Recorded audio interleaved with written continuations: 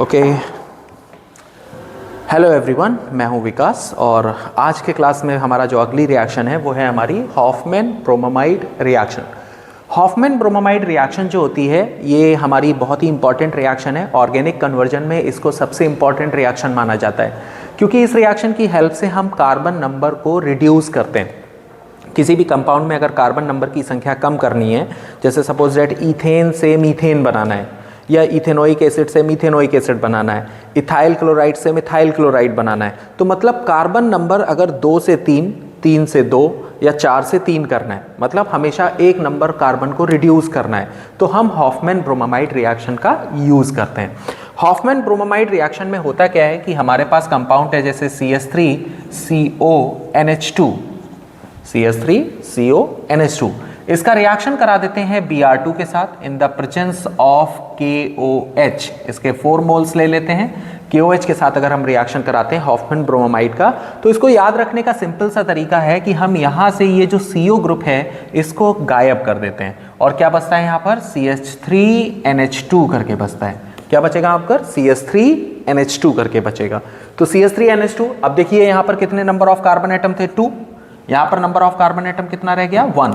तो carbon number reduce करने के लिए ये रिएक्शन काम आती है। यहाँ 2 से 1 कार्बन रह गया और आगे जो साइड प्रोडक्ट बनते हैं वो बनते हैं K2CO3 प्लस 2KBr, हाँ 2KBr और प्लस 2 वाटर। बैलेंस करने के लिए इसको थोड़ा सा याद कर लीजिए, एक बार याद कर लेंगे, बार बार 2-3 बार लिख कर देखेंगे तो आपको आसानी से याद भी हो जाएगी। तो ये आपका जो कंपाउंड है इसका नाम है, 2 कार्बन है तो लिखेंगे एथ, इनके बीच सिंगल बॉन्ड है तो लिखेंगे एन, और CONH2 ग्रुप को बोला जाता है अमाइड ग्रुप। तो क्या नाम हो गया कंपाउंड का, इथेनामाइड। और इससे बन क्या रहा है, 1 कार्बन का कंपाउंड बन रहा है मेथ, इनके बीच सिंगल बॉन्ड है तो एन, और एमाइन क्या बोलेंगे, मीथेनामाइन करके बोलेंगे। तो इथेनामाइड से मीथेनामाइन, एथ से मेथ, मतलब कार्बन नंबर क्या हो गए, रिड्यूस हो गए। और ये रिएक्शन भी बोर्ड में बहुत ज्यादा पूछी जाती है, काफी ज्यादा इंपॉर्टेंट है। इस रिएक्शन में जो ये रिएजेंट है आपका Br2 और KOH, इस रिएक्शन को अगर आप कन्वर्जन में यूज कर रहे हैं तो इसको शॉर्ट में लिखने का तरीका है, जैसे CH3CONH2 लिखा है, एरो पर आप लिख दीजिए Br2 और KOH और लास्ट में यहां पर बना दीजिए CH3NH2। किसी भी तरह के बैलेंसिंग को दिखाने की जरूरत नहीं होती है अगर रिएक्शन को आप कन्वर्जन में यूज कर रहे हैं। तो ये जो रिएजेंट है आपका Br2 और KOH, ये आपस में रिएक्ट करके, कभी कभी बोर्ड में थोड़ा सा कंफ्यूज करने के लिए इसको ट्विस्ट कर देते हैं। होता क्या है कि KOH का रिएक्शन किसके साथ दिखा देते हैं हम लोग, Br2 के साथ पहले। तो इसका K, इसका एक Br मिलकर बना लेता है KBr, और प्लस इसका OH और इसका दूसरा Br मिलकर बनाता है HOBr। तो समटाइम्स आपके एरो के ऊपर यहां पर इसकी जगह HOBr भी लिखा हो सकता है। HOBr का मतलब हॉफमैन ब्रोमामाइड रिएक्शन है। अगर इसमें से H को रिमूव कर दें, H को यहां से हटा दें, तो हमारे पास क्या बचेगा, OBr माइनस। तो कभी कभी एरो पे OBr माइनस भी लिखा हो सकता है। कभी कभी H की जगह अगर हम कोई सोडियम सॉल्ट लगा दें, यानी इसको कर दें NaOBr या KOBr, तो ये भी लिखा हो सकता है। ठीक है, तो ये सारी चीजें जो है, सॉरी HOBr नहीं, सॉरी यहाँ पर K ही होगा क्योंकि हम KBr से रिएक्शन, नहीं ठीक है HOBr ही होगा। HOBr KBr से रिएक्शन करके क्या बनाएगा, KOBr।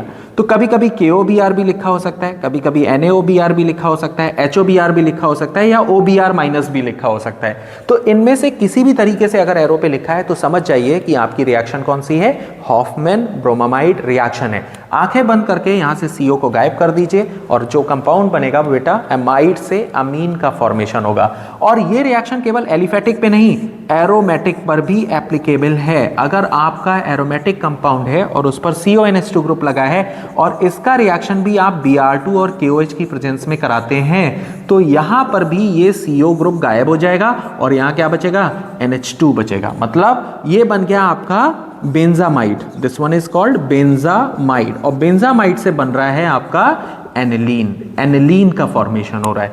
तो अगर आप देखें तो ये reaction aliphatic as well as aromatic दोनों के लिए इंपॉर्टेंट है, दोनों के साथ हम इसको अप्लाई कर सकते हैं। तो इस रिएक्शन का यूज कार्बन नंबर को रिड्यूस करने के काम आता है। अगर किसी कन्वर्जन में कार्बन रिड्यूस हो रहे हैं तो we will use Hofmann bromamide reaction.